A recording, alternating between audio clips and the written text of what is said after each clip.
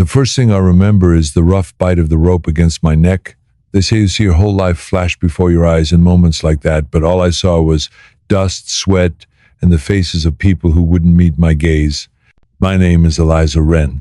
I'm 24 years old, and the morning they led me to the gallows in Ash Hollow, I thought it would be the last sunrise I'd ever see. It had rained the night before, so the ground beneath the platform was slick with mud.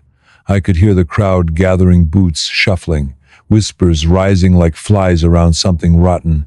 I kept my eyes fixed on the sky because if I looked down, I'd see the townspeople who once paid me to mend their coats and patch their children's shoes, now waiting to watch me hang. They said I stole from Judge Warren Maddox.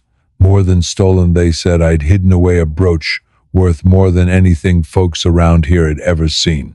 An heirloom, gold filigree, set with a ruby the size of a robin's egg. They called it the Heart of Ash Hollow. Truth was, I'd only ever seen it once, shining on the judge's wife's collar. But when it went missing, I was the only one in the house, the only suspect. I'd spent 3 days in the jail cell, listening to rats scratch at the walls and the preacher outside rehearsing my final prayers. No lawyer came.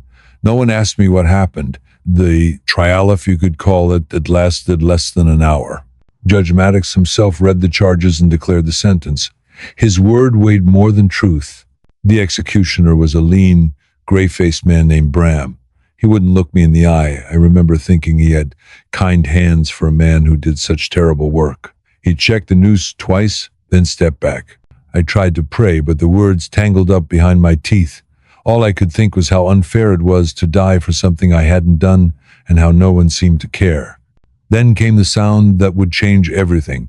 Spurs on wood, slow and deliberate, echoing across the square like a funeral drum.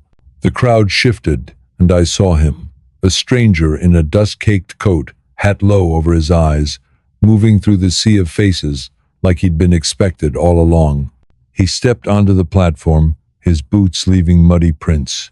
His face was roughened by years on the trail, but it wasn't cruelty I saw there. It was something else, something sharp and tired, like a man who'd seen too many dawns without sleep. He didn't look at me first. His eyes went straight to Judge Maddox, standing near the gallows with that familiar smug certainty. I'd watched the judge condemn men with that same look. Now for the first time there was uncertainty in those cold blue eyes. I didn't know it then, but the stranger had come to tear down everything Maddox had built, and in doing so, he'd give me back the life they'd tried to steal. That morning I'd woken up in the cell with straw tangled in my hair and my hands swollen from the rope that had bound them for days. The sheriff, Edgar Hayes, a man who barely spoke, unlocked the door and motioned for me to follow. I stumbled because my legs were stiff, but no one offered a hand. Not the sheriff, not the preacher, and certainly not Maddox, who waited at the base of the stairs with the patience of a vulture. "Miss Wren," the judge said, "it's time." Time, as if I had any left to give. They marched me through the main street. People stepped aside, whispering behind gloved hands. I caught a glimpse of little Alice Weaver, the blacksmith's daughter, tugging at her mother's skirts. Alice had once given me a flower crown. Now she hid her face. They had built the gallows at the center of town, right in front of Maddox's courthouse, a grand building of gray stone, its doors flanked by 2 marble lions. The lions had been shipped in at great expense, a gift from Maddox himself. Folks used to call them a sign of the judge's devotion to justice. Now they seemed like guards watching over his lies. When I climbed the steps, my breath caught at the height. From up there, I could see all of Ash Hollow. The dusty main street lined with wooden storefronts, the church steeple pointing accusingly at the sky, and the judge's grand house on the hill. The noose hung from a thick crossbeam, swaying gently in the breeze. Bram, the executioner, mumbled something I couldn't catch and slipped it over my head. The rope scratched against my skin, smelled of hemp and old sweat. My heart pounded so hard it drowned out everything else. And that's when he appeared, the stranger. He moved like a man who didn't care who watched him. The crowd parted for him as though they weren't sure why. His coat was patched and travel-worn, and a revolver hung low on his hip. When he reached the steps, he paused and looked at me. For a heartbeat, I thought he might speak to me, but instead he turned to Maddox. His voice was low, but it carried. Hold. Just that one word and the entire square fell silent. Judge Maddox's lips curled into a sneer. This is a lawful execution, he snapped. Who are you to interfere? The stranger lifted his head, and for the first time, I saw his eyes. Dark, steady, and so tired, it hurt to look at them. My name, he said, don't matter near as much as what I brought. He reached into his coat and drew out something that caught the light, a tarnished badge, battered and worn but unmistakable. Deputy Marshal. The crowd gasped. Even Bram stepped back. For the first time, Maddox didn't look certain. His mouth opened, then closed. He glanced at the sheriff, but Hayes wouldn't meet his gaze. I didn't dare breathe. Hope was a dangerous thing. It had nearly killed me already. But the stranger kept talking, and with every word, Maddox's mask of power cracked a little more. He told them he'd been riding for weeks, tracking something that led straight to Ash Hollow. He spoke of forged deeds, men who vanished after testifying against the judge, and money funneled through silent partners, and finally said the words that stopped Maddox cold. I've got proof. That was when the judge lost his composure. His face flushed red, and he barked at Bram to pull the lever. But Bram froze, hands trembling. The crowd shifted uneasily. I felt the rope tighten just slightly as Bram hesitated. My mouth was dry as sand. I wanted to speak, to beg someone to listen, but the words were caught behind the iron band of fear around my chest. Then the stranger stepped closer, badge still in hand. Judge Maddox, he said, calm as a man reading a letter. You've ruled this town by fear long enough. Today, fear answers to law. For the first time in days, I felt something other than terror. I felt the faintest spark of hope. The platform felt like it might give way under my feet. But what truly shook me wasn't wood or rope. It was the look on Judge Maddox's face when the stranger showed that badge. For the first time, the man who decided my fate looked uneasy. I couldn't believe it at first. After days of silence, when every plea I whispered met cold stone walls, here was a single Mandustian road-weary who could turn the whole town's fear back on the judge. It felt like watching a storm roll in after suffocating heat. You knew it might break things apart, yet you welcomed it. The stranger glanced at me just for a heartbeat. There wasn't pity there, not quite. More like recognition, as if he saw something worth standing up for. Then he turned back to Maddox, and his voice cut through the morning air. I've come a long way to stop this. Don't force me to act. Only then did I realize he wasn't just here for me. He was here to stop something deeper, something that had poisoned Ash Hollow long before I stood on that platform. Judge Maddox's jaw tightened. You've got no power here, he snapped. His voice wavered slightly, and the crowd noticed. Folks were used to hearing Maddox speak with cold certainty. Now that mask slipped. The stranger stepped forward, boots heavy on the boards. I've got enough authority to halt this until the charges are reviewed, and enough resolve to see it through if you refuse. Bram, the executioner, lowered his gaze. I felt the rope slacken slightly as he stepped back. My lungs finally drew a full breath. I looked out at the townsfolk faces I'd known all my life, turned strange by fear. Mrs. Dunlap, who once shared her last loaf of bread with me. Old Emmett, who taught me to mend leather. They weren't cheering, but something shifted in their eyes. Doubt, maybe, or regret. Then Maddox did something that chilled me more than the rope. He smiled. It wasn't a smile of defeat. It was the smile of someone convinced power still rested in his hands. You think you understand, he told the stranger, but you don't know this town. Without order, these people would tear each other apart. Order built on fear isn't order, the stranger replied. It's just control. Better control than chaos. Maddox shot back. And there it was, the truth he'd always believed, spoken out loud because no one had dared challenge him. For a heartbeat, silence hung over the square. Even the breeze seemed to hold back. Then the stranger surprised me most of all. He lowered his revolver, slight not in surrender, but in challenge. Then let them choose, he said. His voice wasn't loud, but every ear heard it. If they truly want this, if they truly believe she's guilty, speak now, and I'll step aside. My heart pounded. I feared they might call out for the rope just to stay in the judge's favor, but instead came silence. Only shifting feet, lowered eyes, and the heavy quiet of people realizing what they'd become part of. Maddox's smile faltered. Sheriff Hayes, who'd barely spoken in years, lifted his head. His hand hovered near his gun, but he didn't draw. That single gesture meant more than shouting ever could. The judge barked, "Sheriff, do your duty." Hayes's voice sounded rough, unused. "That's what I'm doing, Judge." And just like that, the rope felt looser. The stranger turned to me then, speaking to me for the first time. "Eliza Wren," he said, "tell them what happened." His words struck me like cold water. No one had asked before. My voice had been trapped longer than my body. Though my mouth felt dry, I spoke. "I was sewing in the judge's parlor," I said. His wife left her brooch on the table. Later, they claimed it had disappeared and blamed me. That's the truth. It wasn't a dramatic tale, just simple truth. And for once, I saw people believe it. The judge's face darkened. "Lies! The word of a seamstress against this court." The stranger lifted his badge again. "Not just her word. I have letters from your wife, letters she wrote to a cousin, admitting she hid the brooch for herself. Proof it wasn't stolen when they claimed." The judge's mask cracked. He reached for the pistol at his belt, but the sheriff was faster. "Don't," Hayes warned, voice cold as iron. Maddox froze. His hand shook. And in that moment, I realized the truth. He wasn't invincible. He was just a cowardly, greedy man who'd ruled through fear and shadows. The stranger kept his gun lowered, but his words struck harder than any bullet. "You've stolen more than money, Maddox.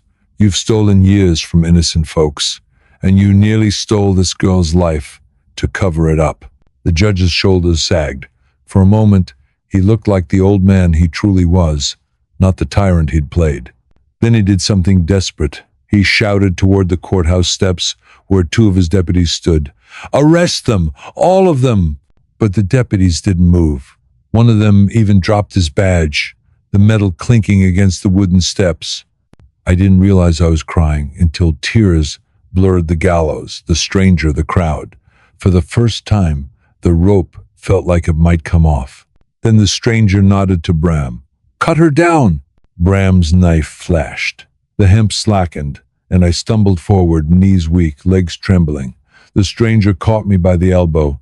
His grip was steady, warm through the dust of his coat. "You're safe now," he murmured. It wasn't a promise, it was a truth, spoken like a man who'd seen too many broken ones. As my feet touched the ground, the world tilted, like I was learning to stand again. People stepped aside, watching me as if seeing me for the first time. And then something even stranger happened. A few of them began to nod. Not out of guilt this time, but out of respect. It felt fragile, like a butterfly landing on my palm, but it was real. The stranger turned back to Maddox, who stood frozen on the platform, sweat darkening the collar of his fine coat. "You'll answer for this," the stranger said. "Not just to me, to them." Behind him, the crowd had grown bolder. Voices rose, questioning, accusing. The spell Maddox had held over Ash Hollow for so long was breaking. For the first time, I dared to believe it might shatter completely. I didn't know the stranger's name yet. I didn't know where he'd come from or why he cared about saving a seamstress in a forgotten town, but at that moment, it didn't matter. What mattered was that a single voice, steady, scarred and tired, had been enough to stop a noose. Enough to remind people of something they'd forgotten, that fear isn't the same as justice. And as the morning sun burned away the last of the dawn mist, I realized my story wasn't over. It was just beginning. I don't know how long I stood there, breathing air that tasted like dust and fear. My knees were shaking so badly I thought I might collapse, and my throat burned where the noose had scraped my skin. But I was alive. That thought kept echoing in my skull, louder than the hammering of my heart. I was alive. And it wasn't my own courage that saved me. It was the voice of a stranger man whose name I didn't even know, who'd stepped between me and death itself. I had never seen him before. He looked rough, like a man who'd ridden too many miles and seen too many things. His hat was dusty, his coat worn thin at the elbows, and his eyes, God, those eyes, bloodshot from travel and exhaustion, yet sharp enough to cut through every lie Judge Maddox had built around my neck. He didn't look at me like I was doomed. He looked at me like I still mattered. For years, no one had looked at me that way. The crowd around the gallows didn't leave after the rope was lifted from my throat. They lingered, as if waiting to see if the spell would break.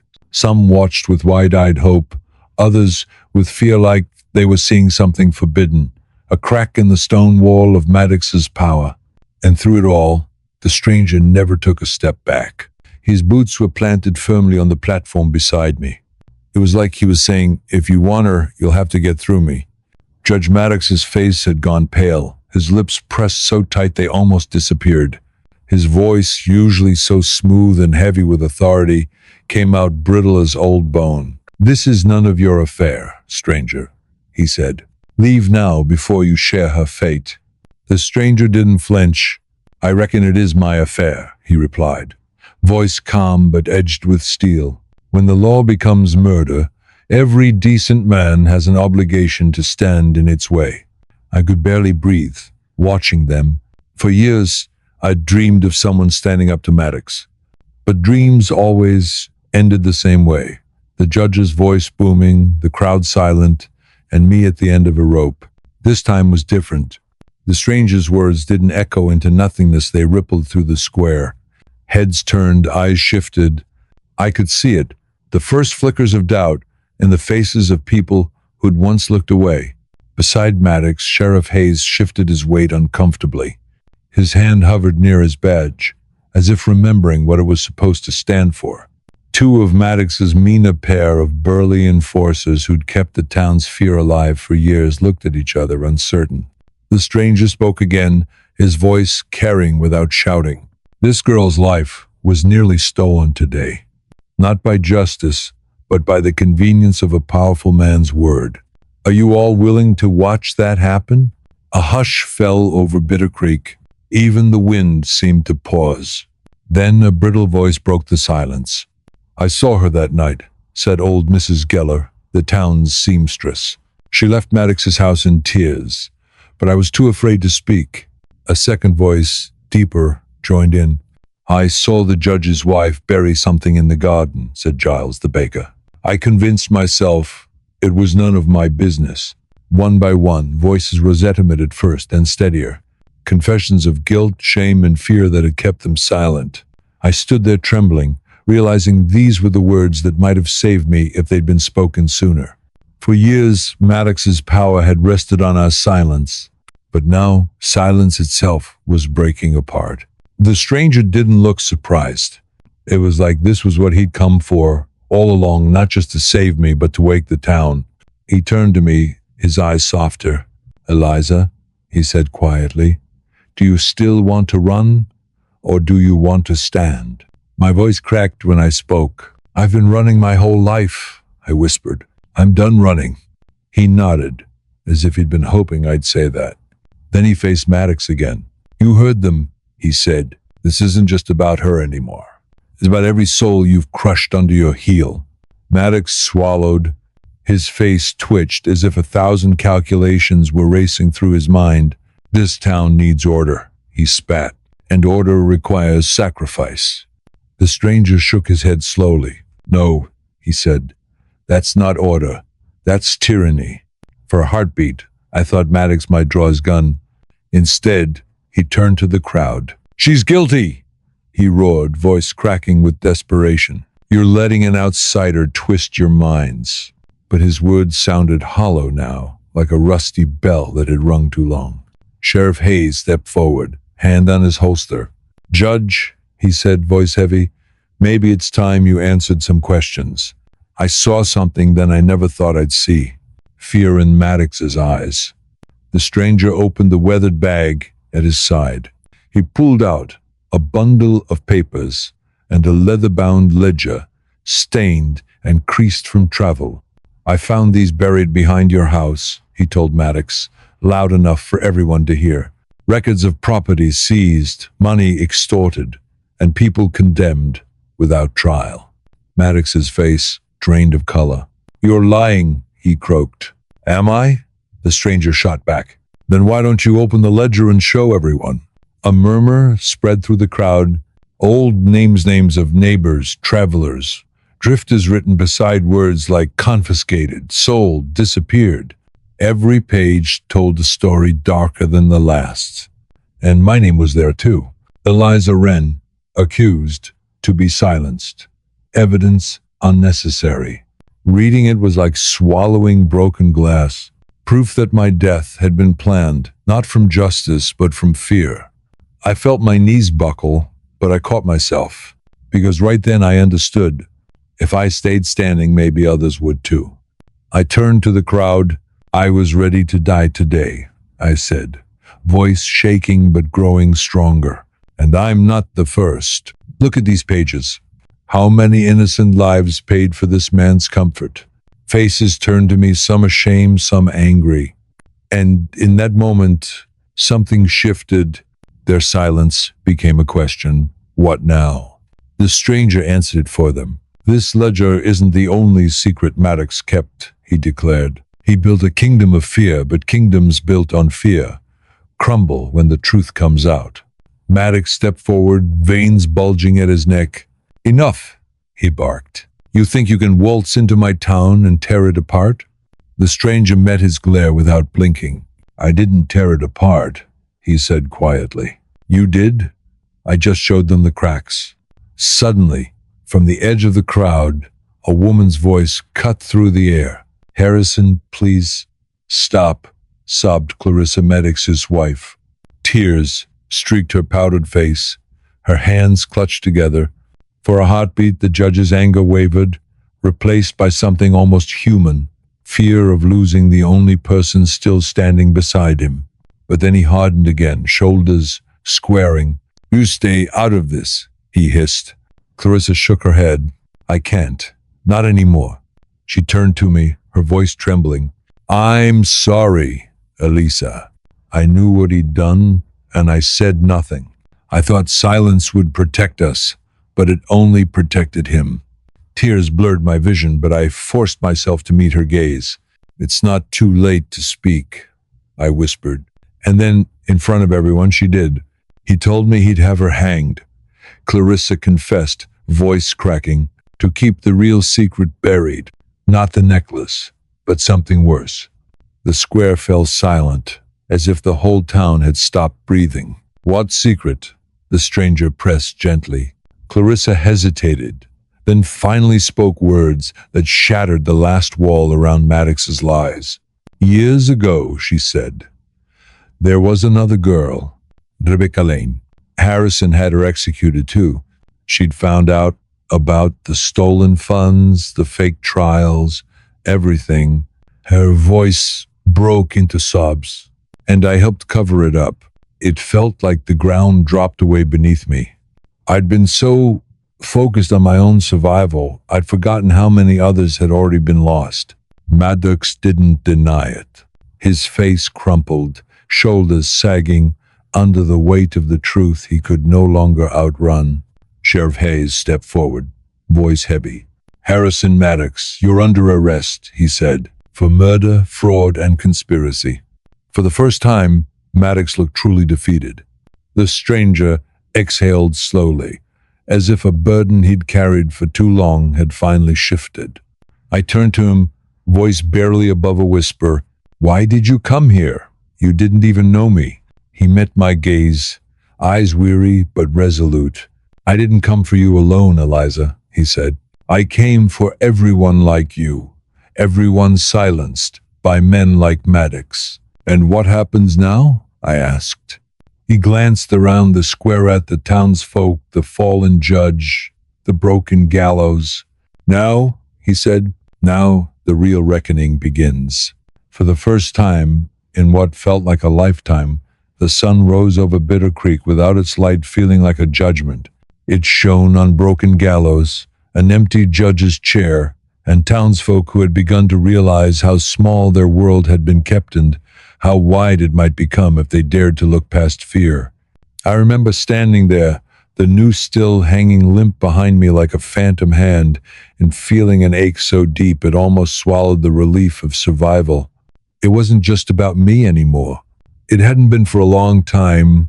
After the arrest, people gathered in small circles around the square. Some spoke in low voices, afraid that Maddox's shadow might still be listening from a cell. Others spoke louder, letting years of pent-up anger spill out like water breaking through a rotting dam.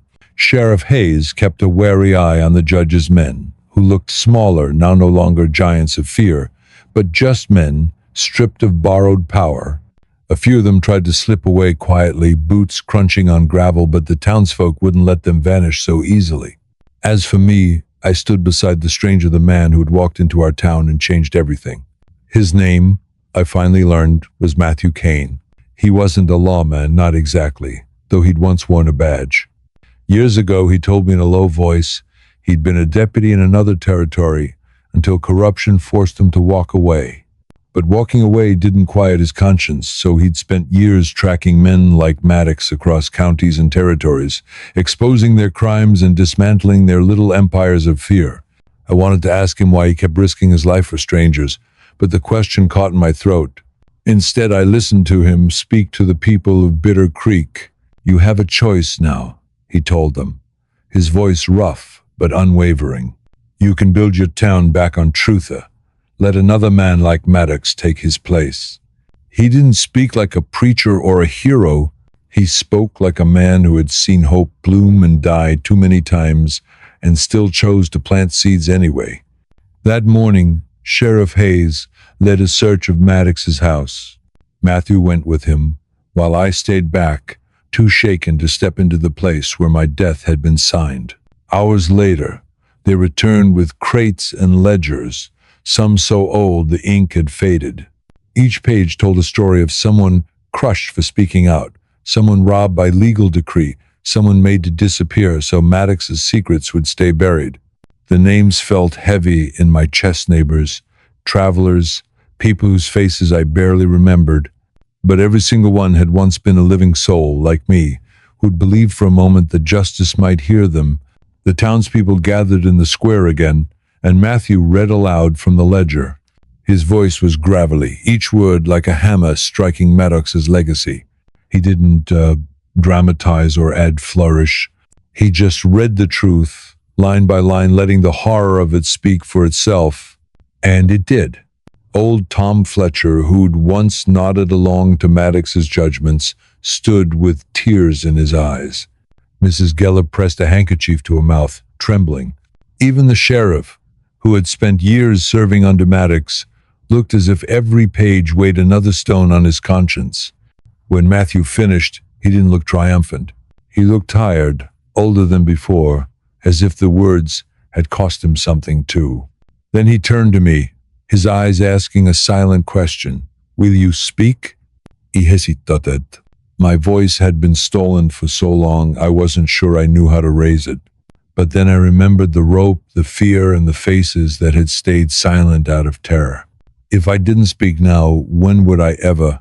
So I stepped forward. "My name is Eliza Wren." I began, my voice small but gathering strength. "And I was ready to die yesterday. Not because I was guilty, but because I thought no one would ever believe me." I paused, breathing in air that felt freer than any I'd tasted in years. "Maddox built his power on our silence," I said, and I was part of that silence too. Every time I lowered my eyes, every time I told myself it was safer not to ask questions, I helped keep him strong. The words burned, but they were true. "And I know I'm not the only one," I continued. "We've all been afraid, but fear didn't save us. It nearly killed me, and it let him destroy so many others." I looked around, meeting faces that had been strangers until today. "We have a chance now," I said softly, "not to forget what happened, but to make sure it never happens again." And as the words left my mouth, something inside me loosened like a knot finally untied. After I spoke, there was a silence deeper than any sermon could create. Then slowly people began to step forward. A merchant named Silas, who had paid bribes to keep his business open, confessed his shame. A rancher admitted that Maddox had blackmailed him into silence over an old debt. Story after story spilled out into the open air. For the first time, the town square became what it had always pretended to be, a place for truth. Matthew didn't speak during these confessions. He simply watched, his eyes reflecting relief and sorrow in equal measure. That night, they locked Maddox in the same cell where I had waited for Dawn to take me. Clarissa Maddox stayed in her home, under guard, awaiting trial for her part in her husband's crimes. No one slept easily. Some feared Maddox's men might try to free him. Others feared what Dawn would bring, a future they could no longer hide from. As for me, I lay awake, staring at the ceiling of the boarding house where Mrs. Geller had given me shelter. My mind replayed every moment. The creak of the trap door, Matthew's voice cutting through the judge's lies, the cold bite of the rope. I realized then, surviving is only the beginning. What comes after is harder. I had to decide who I wanted to be, now that death had passed me by. Would I leave Bitter Creek, as I had always dreamed? Or would I stay and help rebuild what Maddox had poisoned? The question haunted me through the hours until the first pale light of morning crept across the floor. At dawn, Matthew knocked gently on the door, his hat in his hands, dust clinging to his coat. "Couldn't sleep either?" he asked. I shook my head. He hesitated, then spoke. "There's something you should see," he said softly. I followed him to the jailhouse. Sheriff Hayes stood by the cell, looking weary but resolute. Inside, Maddox sat on the narrow cot, his hands shackled. His eyes had lost their fire. He looked smaller, somehow like a man who'd been living inside an iron mask for so long he'd forgotten the shape of his own face. Matthew spoke first. "You have a chance," he said quietly. "Tell the truth. Confess to every name in those ledgers. It won't save you, but it might help those you harmed." Maddox raised his eyes, bloodshot and hollow. "And if I refuse?" he rasped. "Then your silence will bury you," Matthew said. "But your victims will speak anyway.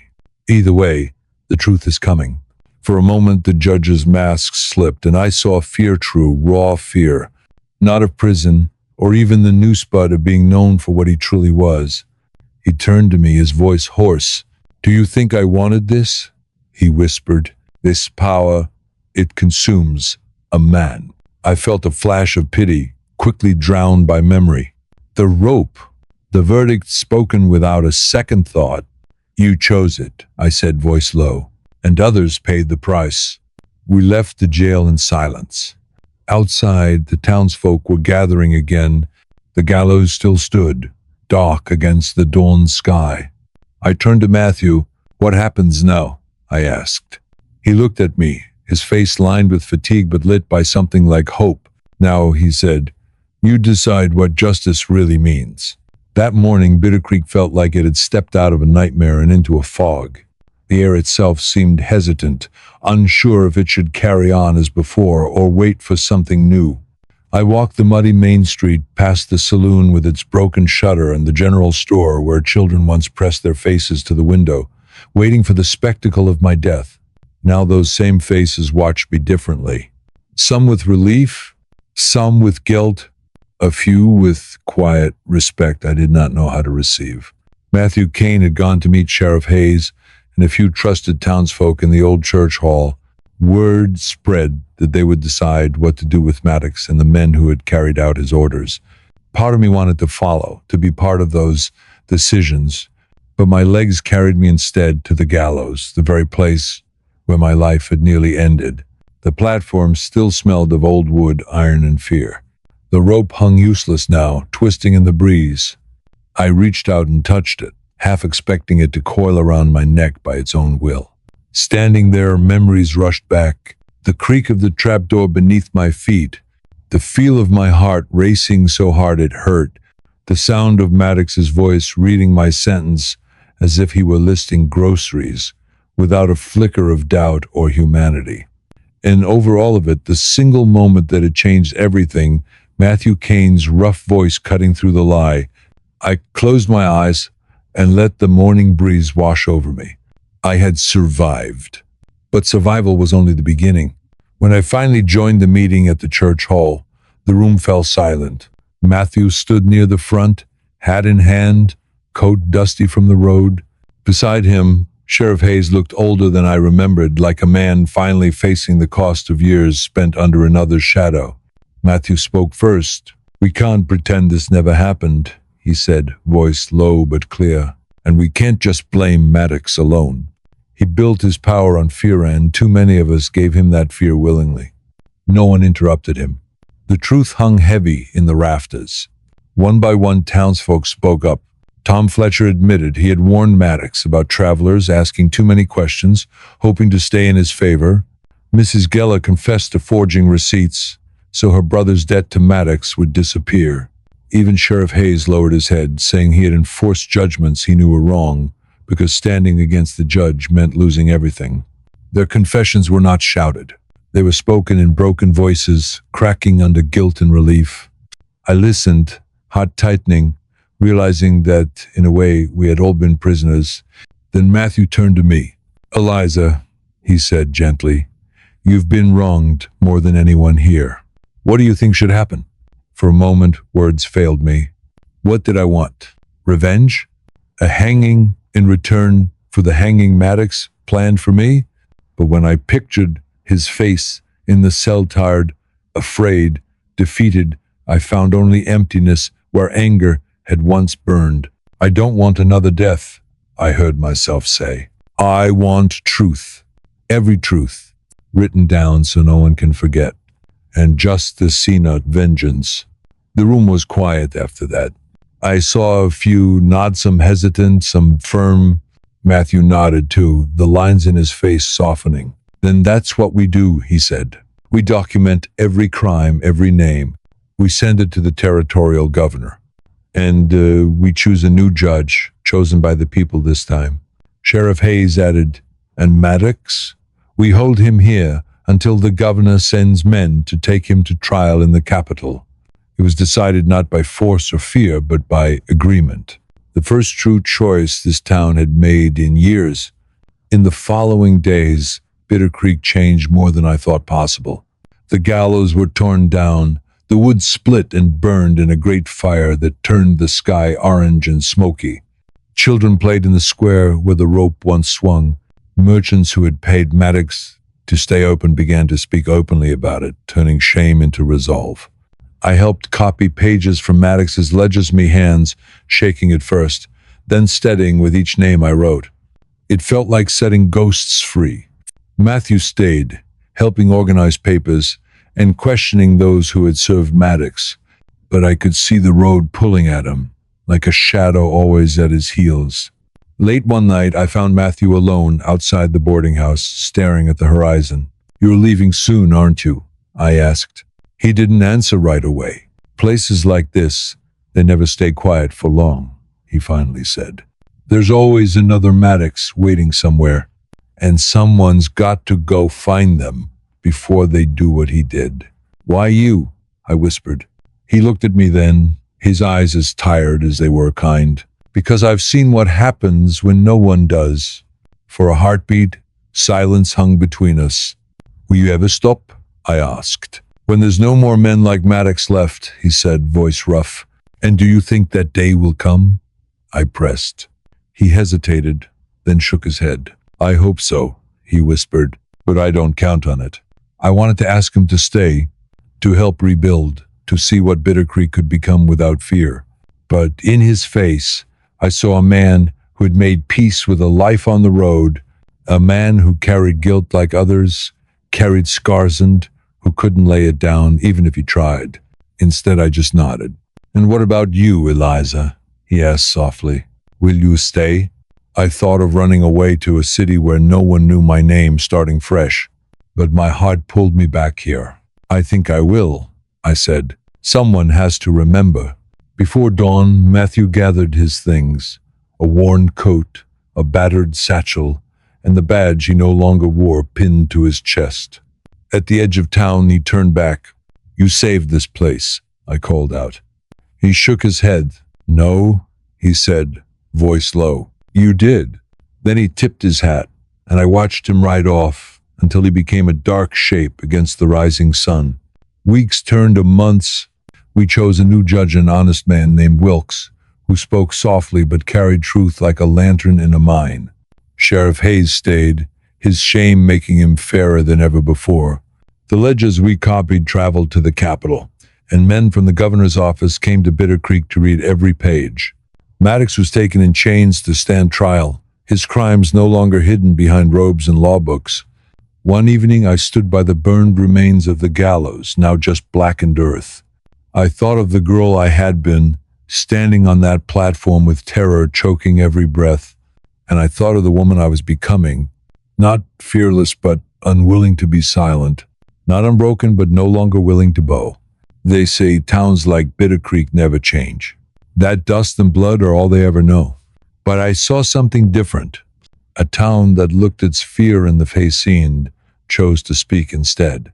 And in that choice, we found something Maddox could never own: hope. I still dream of Matthew sometimes, a lone figure on a dusty road, chasing the next shadow. But when I wake, the fear that once ruled me is gone. In its place is a simple vow: never again, never silent, never blind. And as long as my voice holds, I will tell this story so no one ever forgets what fear can build and what courage can tear down. The weeks that followed the fall of Judge Maddox were some of the most uncertain Bitter Creek had ever faced. The dust didn't just settle on the streets, it settled deep into the hearts of the people, pressing down heavy with the weight of truth finally laid bare.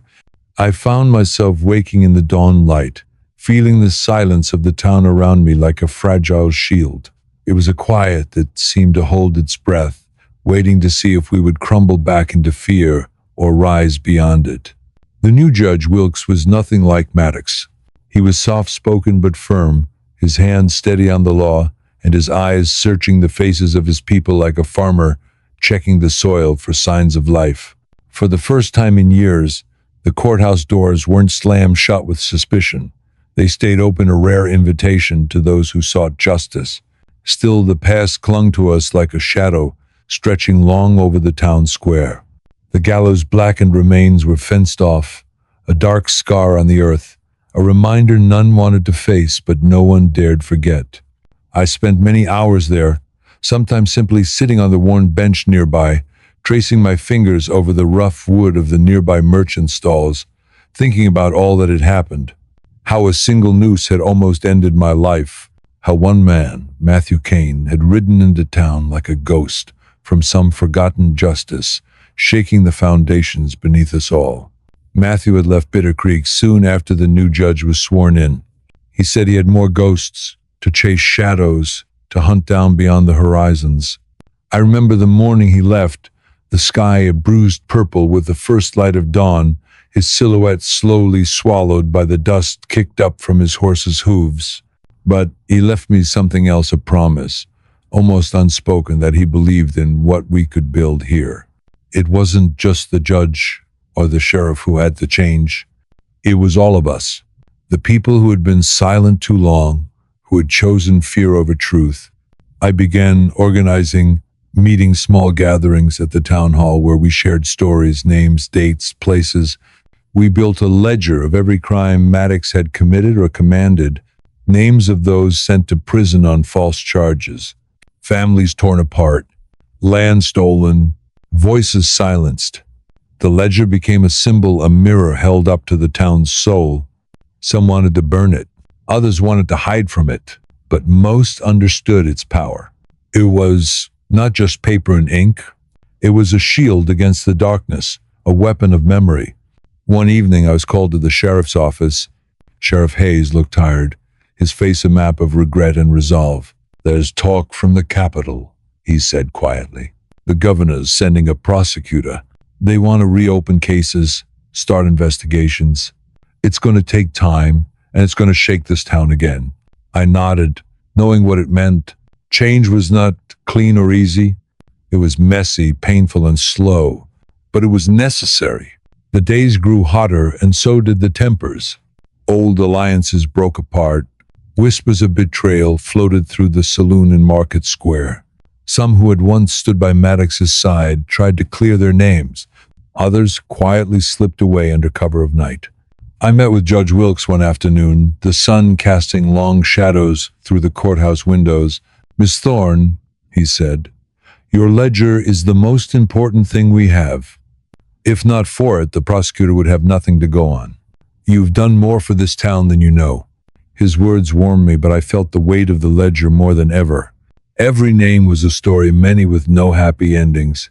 I wondered how many of those people would ever find peace. Meanwhile, the town tried to move forward. Farmers tended their fields without fear of false claims. Children laughed in the streets instead of hiding behind curtains. But some wounds ran deep. One afternoon, as I walked toward the old mill, I saw a figure leaning against a fence, a stranger. His hat was low, hiding his eyes, but something about his posture told me he was no ordinary traveler. "Are you Eliza Thorne?" he asked, voice low and gravelly. I nodded cautiously. "My name is Daniel Ford," he said. "I'm here on behalf of the Territorial Marshal's office. There's been a report, a name linked to Maddox that hasn't surfaced yet. Ifat Accord Shiver, another shadow in the long list of Maddox's secrets." He handed me a folded piece of paper. "Keep this safe. It's important." That night, I unfolded the note under candlelight. It was a list of names, some I recognized, others unfamiliar. At the bottom, a single phrase in Maddox's handwriting, "The hidden ledger." I sat back, heart pounding. What else had Maddox been hiding? And what price would we pay to uncover it? Days later, Daniel and I searched the judge's old house, a place thick with dust and silence. Behind a false panel in the study, we found a small, rusted box. Inside, ledgers, letters, documents, a secret record of Maddox's crimes. One page caught my eye, a letter addressed to a man named Sherman, filled with coded language about settling debts and removing obstacles. I realized Maddox's corruption went beyond Bitter Creek. Daniel looked up from another document. "This is bigger than we thought." The investigation reopened, and the town braced itself for what was to come. Old wounds would be torn open, trust would be tested, but for the first time we stood together, ready to face the darkness with open eyes. And through it all, I kept Matthew Cain's words close, because I've seen what happens when no one does. The fight for Bitter Creek's soul was far from over, but the noose was gone, and so was the silence. The night we found the hidden ledger, Bitter Creek felt smaller than ever, as if the weight of Maddox's sins pressed the sky down to our rooftops. I sat alone in my small room above the bakery, the rusted box at my feet, feeling the cold edge of history scrape against my skin. Every page I turned was a brushstroke painting a darker picture than the one we had just lived through. It was clear Maddox's corruption wasn't just local politics gone bad, it was a sprawling web stretching beyond Bitter Creek's borders, reaching into the hearts of men who could crush entire towns with a signature. As dawn crept through the cracked window, I realized the ledger wasn't just a record, it was a blueprint of a criminal empire. Letters spoke of shipments never arrived, debts forcibly collected, and names erased with the precision of a surgeon. One name appeared repeatedly, Shamana, shadowy figure Maddox trusted implicitly. I knew this was no ordinary criminal. This was a network, and we were just one node in its map. I reached out to Daniel Ford, who had been my reluctant ally since his arrival. He was hesitant at first, cautious about stirring up what might be a hornet's nest far beyond our little town. But as we sifted through the documents, his unease grew. "This isn't just about Maddox," he told me one evening, eyes scanning another page. "This is a conspiracy that could topple governments." That night, as the wind howled outside, I pondered my next move. The people of Bitter Creek had suffered enough, but I couldn't ignore what lay ahead. If the ledger fell into the wrong hands, or worse, if those in power chose to bury it, everything Maddox did would continue unchecked. The next morning, I gathered the town leaders in the old church once more. Judge Wilkes, Sheriff Hayes, Tom Fletcher, and even Mrs. Geller, were their faces pale but resolute. I showed them the hidden ledger and the letters. A hush fell over the room as they realized Maddox's reach had been far deeper than anyone dared imagine. Wilkes spoke first, voice steady but heavy. "We must send this to the governor, but we also need to protect ourselves. If Maddox's allies are still out there, Bitter Creek could be in danger." Tom Fletcher nodded grimly. "I lost my son to Maddox's greed. If there's a chance to stop this, we owe it to him." That night, I heard footsteps outside my window. A shadow moved in the dark, a reminder that while the noose was gone, the threat was far from over. Days later, strange things began happening. The local blacksmith shop was set ablaze. A horse tied outside my boarding house vanished in the night. Whispers warned me to stop digging, but fear no longer ruled me. Matthew Cain's words echoed, "Because I've seen what happens when no one does." I doubled my efforts, working alongside Daniel to catalog everything. We sent copies of the ledger to trusted contacts in the capital, hoping for reinforcements. One afternoon, as I walked the dusty street, I spotted a man I didn't recognize. His eyes were sharp, and he wore a badge I hadn't seen before. Deputy Marshal Davis. He introduced himself. "I'm here to assist with the investigation. We've been tracking Maddox's network for months." His arrival brought hope and unease. It was clear the fight for Bitter Creek's soul was now part of something bigger. That evening, under the flicker of candlelight, Daniel shared news from the capital. "The governor has appointed a special prosecutor, but it's a slow process." Patience was a stranger in Bitter Creek. The townsfolk grew restless, some demanding immediate action, others fearing reprisals. I walked to the square where the gallows once stood. Now only ashes remained, but the memory was vivid. I vowed to be the voice for those who couldn't speak, to make sure justice was not just a promise, but a reality. Weeks passed. The special prosecutor arrived, a stern woman named Abigail. She held court in the courthouse, taking testimony, reviewing evidence. One day she called me to her office. "Eliza, your courage has brought light to a darkness many feared. But the fight is far from over. There are powerful people who want this buried." Her words sent a chill down my spine. That night, I dreamed of Maddox. Not the man who ruled Bitter Creek with fear, but the shadow behind him, the network, the hidden ledger, the names still waiting to be uncovered. I woke determined. I would not let Maddox's legacy poison our future. The people of Bitter Creek stood with me. We were no longer a town shackled by silence. We were a community ready to face whatever darkness came next. And as the stars shone overhead, I felt a quiet strength settle within me. Because even in the darkest night, the smallest light can guide the way. The air in Bitter Creek grew heavy with expectation and fear. No one knew what the coming weeks would bring, but everyone felt the weight of change pressing down like the summer sun beating over the cracked earth. Eliza Thorne had become more than just a survivor. She was a symbol, a living testament to the power of truth and courage. But the shadows Maddox had cast were long, and their tendrils reached far beyond the borders of our town.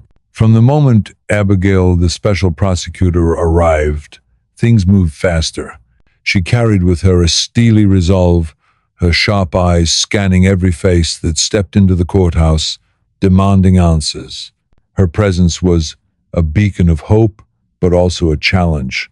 Some in Bitter Creek welcomed her openly, ready to unearth the dirt long buried. Others whispered behind closed doors, worried that opening old wounds might unleash forces they couldn't control. Eliza found herself at the heart of the storm.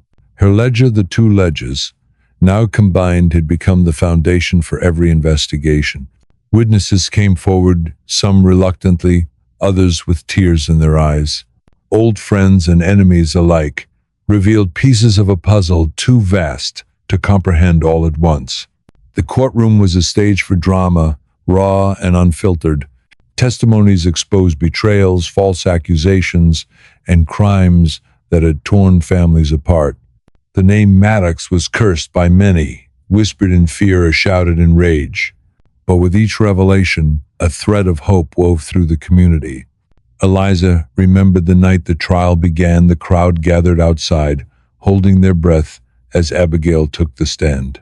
The prosecutor's voice was clear and unwavering.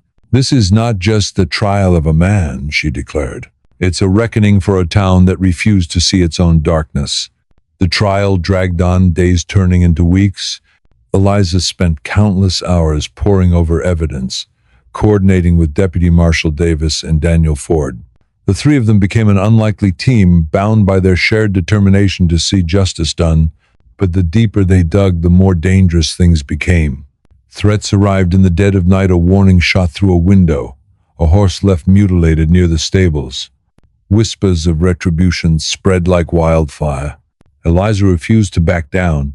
She knew that if they stopped now, all the suffering would be for nothing. The ledger was not just a book, it was a sword against the darkness. One evening, after a particularly long day in court, Eliza sat with Daniel and Davis by the firelight. They shared stories, plans, fears. Daniel admitted his doubts, but also his belief in the strength of people like Eliza. Davis, ever the stoic lawman, confessed that this case was unlike any he'd seen. The corruption was a hydra, and cutting off one head only revealed more. Eliza looked into the flames, feeling the weight of their words. She thought about the townsfolk, the women and children who had suffered. She thought about Maddox's victims, silent no longer, and she vowed, no matter the cost, she would see this through. The trial's climax approached. Abigail laid out the evidence piece by piece, dismantling Maddox's empire with the precision of a master craftsman. The courtroom held its breath as witnesses recounted Maddox's darkest deeds: bribery, murder, fraud, and betrayal. Then, a surprise witness appeared, a man once close to Maddox, now seeking redemption. His testimony unveiled Maddox's final scheme, a plan to rig the upcoming election to install a puppet judge who would ensure his legacy lived on. The revelation shook Bitter Creek to its core. It became clear the fight was not just about the past, but the future. Outside the courthouse, tensions flared. Supporters of the old regime clashed with those who sought change. The town teetered on the edge of chaos. Eliza stood in the square, facing the angry crowd. Her voice rang out clear and unwavering. "We cannot build a future on fear and lies. We must choose truth and justice. Only then will Bitter Creek heal." Her words sparked the turning point. Slowly, the tide turned. More people stepped forward, courage swelling in their hearts. Days later, the verdict was delivered: guilty. Maddox's remaining allies were arrested, and the town began to rebuild. Eliza felt the first real hope in years, but she knew this was just the beginning. The wounds would take time to heal. She opened a new seamstress shop, a humble place where people could gather and share stories. It became a symbol, a new chapter for Bitter Creek. Matthew Kane returned briefly, tipping his hat with a knowing smile. "Looks like you did the impossible, Eliza." She smiled back, feeling the weight of the past lift just a little. The road ahead was uncertain, but for the first time it was theirs to choose. The dawn that broke over Bitter Creek that morning was heavy with the promise of reckoning. The courtroom's wooden walls had absorbed weeks of whispers, confessions, and cries, but now the final act was near. Eliza stood outside the courthouse, the sun casting long shadows across the dusty street, and for the first time, the weight of everything ahead settled fully on her shoulders. The ledger, that battered tome that had become the key to justice, was locked safely away, but its power lingered like an echo in every corner of the town. This was no longer just her fight, it was the fight of Bitter Creek itself. Inside the courthouse, Abigail prepared for the final presentation. She was sharp, methodical, and carried the unshakable resolve of someone who had stared into darkness and refused to blink. Her voice would carry the weight of every victim, every stolen life, and every broken family. Outside, the town buzzed with uneasy anticipation. The factions that had been quietly watching one another for months now simmered, ready to explode at the slightest spark. The old guard, those loyal to Maddox and his hidden network, were desperate to maintain control. And those who longed for justice, for healing, were ready to burn down the walls of corruption. Eliza walked the streets she had once known so well, now foreign, under the cloud of fear and hope. Every face she passed carried a story, some hopeful, some broken, all waiting for justice to tip the scales. She remembered the night Maddox's noose had tightened around her neck, the cold bite of the rope, the shouts, the sneers of a crowd blinded by fear. But today was different. Today, the truth had fire behind it. At the courthouse steps, Daniel Ford stood watch, his face set in a grim mask.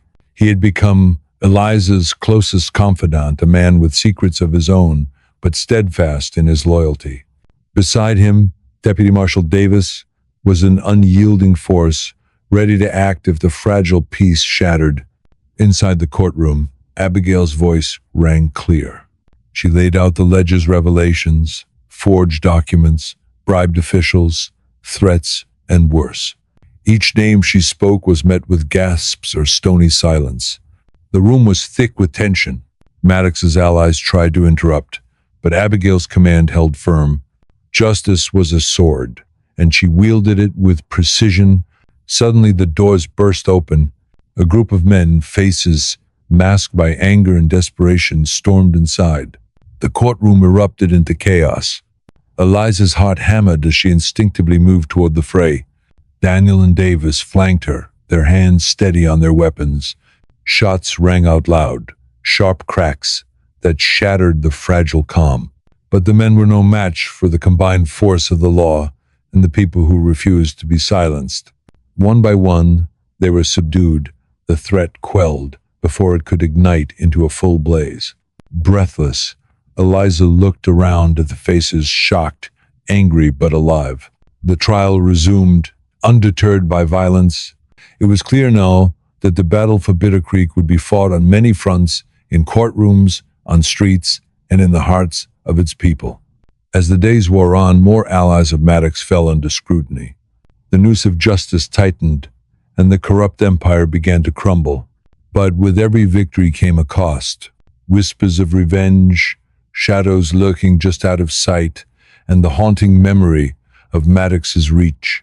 One evening, as Eliza sat by the fire in her modest home, she felt the eyes of the town upon her. People looked to her not just for leadership, but for hope. She knew that the fight was far from over. The system that had allowed Maddox to thrive would take time to rebuild.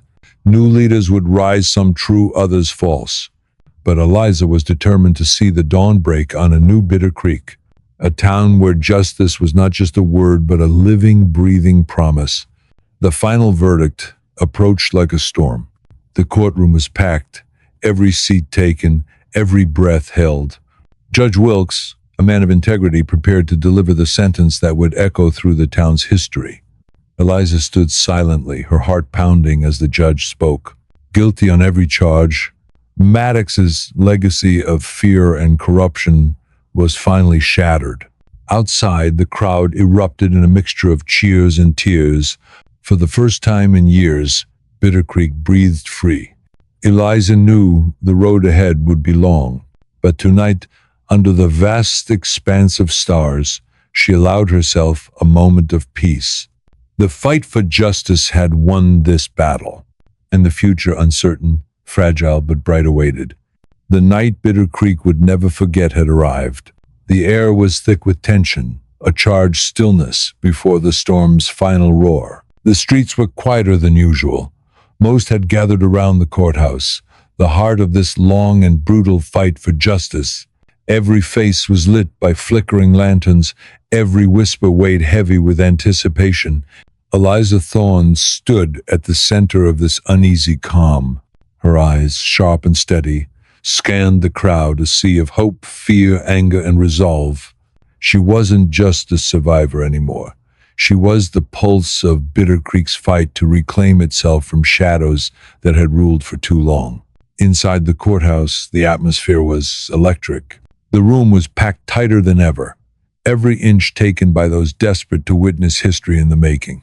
Abigail, the prosecutor, prepared her notes for what would be the final blow against Maddox's corrupt network. Judge Wilkes sat solemnly, the weight of his duty etched in every line on his face.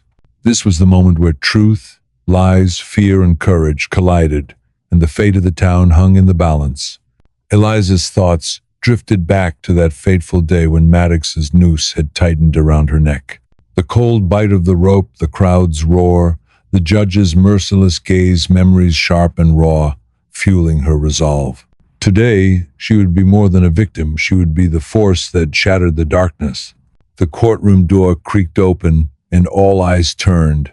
In walked the tall man, shoulders squared, a calm fire burning in his gaze. It was Deputy Marshal Caleb Mackenzie, the man who had saved Eliza from death and started this battle years ago. His return sent ripples through the crowd, a reminder that justice, though slow, was relentless. Caleb took his place beside Eliza. Their silent nod said everything. The fight was nearly over, but the final battle would demand everything they had left. Abigail rose, her voice clear and commanding. She detailed the evidence with relentless precision: forged land deeds, bribed officials, stolen funds, and cold-blooded murder. Each revelation peeled away the layers of Maddox's empire, exposing the rotten core. Suddenly, the courtroom doors slammed open again. A group of men burst in Maddox's last desperate allies, masked and armed. Shouts erupted, gunshots cracked through the room, screams pierced the heavy air. Eliza, Caleb, and the deputies sprang into action. The crowd pushed to the floor. The firefight was brutal but brief. The lawmen's training and determination prevailed. One by one, the insurgents were disarmed and arrested. The courtroom fell silent except for heavy breaths and the settling dust. Judge Wilkes, face pale but resolute, raised his gavel. This court will not be intimidated. The trial resumed with renewed intensity. Eliza felt the eyes of every soul in the room on her. Her voice, steady but filled with fire, recounted Maddox's betrayal of this town, the innocent lives destroyed, and the courage it took to stand against him. Outside, the town was transformed. People gathered, holding hands, lighting candles, whispering prayers for the future. The old bitterness began to melt, replaced by a fragile hope. Days later, the verdict came. Guilty on all counts. Maddox's reign of terror was officially over. Sentenced to life imprisonment without parole, he would never again cast a shadow over Bitter Creek. Eliza stepped outside the courthouse, the weight of years lifting with each breath. Caleb stood beside her, a quiet smile breaking his usual stoic expression. The town erupted in celebration, but Eliza knew better than to believe this was the end. Justice was a journey, not a destination. The work of healing, rebuilding, and protecting the truth had only just begun. She opened a small shop, a humble seamstress's haven that became a gathering place for the town's new chapter. People shared stories, dreams, and hopes for a future free from fear. Months passed, and Eliza found peace in small victories, helping a neighbor, teaching children, watching the town grow stronger. One evening, as the sun dipped below the horizon, Caleb approached her with a letter. It was an invitation, a chance to join a new federal task force dedicated to rooting out corruption nationwide. Eliza looked out over Bitter Creek, the town she'd saved and loved fiercely. The choice lay before her, to stay and nurture this fragile rebirth, or to join the fight on a larger stage. Her heart beat steady. With a deep breath, she made her decision. She would carry Bitter Creek's hard-won justice wherever darkness dared to linger. The sun set, painting the sky in blood-orange hues. Eliza and Caleb stood side by side, ready for whatever came next.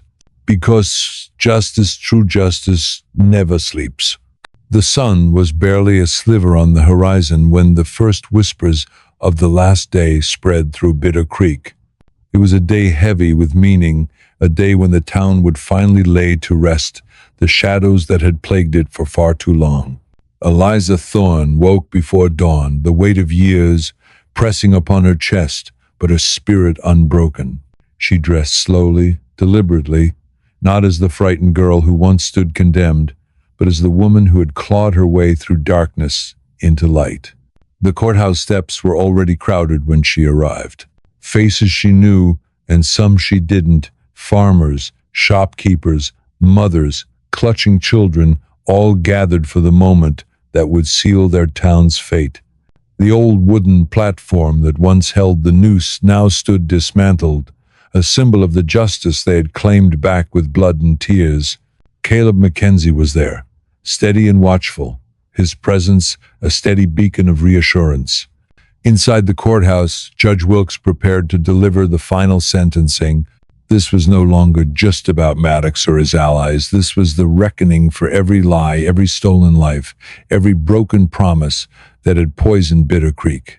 Abigail stood with Eliza and Caleb, her notes clutched tight but her voice unwavering.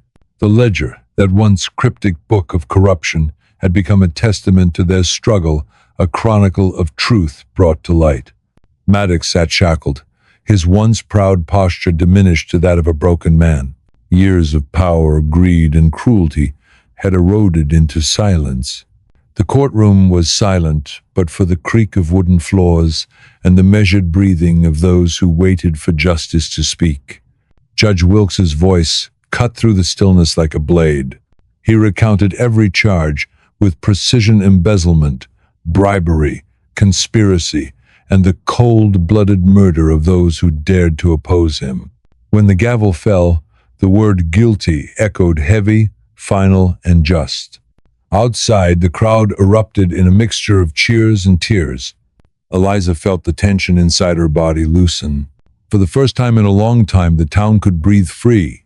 But justice, Eliza knew, was not an end but a beginning. The courthouse walls had witnessed confessions, trials, and violence, but now they would stand for something new: hope, fairness, and renewal. In the days that followed, Eliza helped organize a council of honest citizens to rebuild Bitter Creek's governance. With Caleb's help, they worked to root out the last vestiges of corruption, replacing fear with trust. She opened her seamstress shop as a symbol of new life, a place where wounds could heal and futures could be sewn with threads of courage and resilience. The townspeople began to reclaim their stories, their streets, and their pride. The echoes of Maddox's tyranny faded, replaced by laughter, music, and light.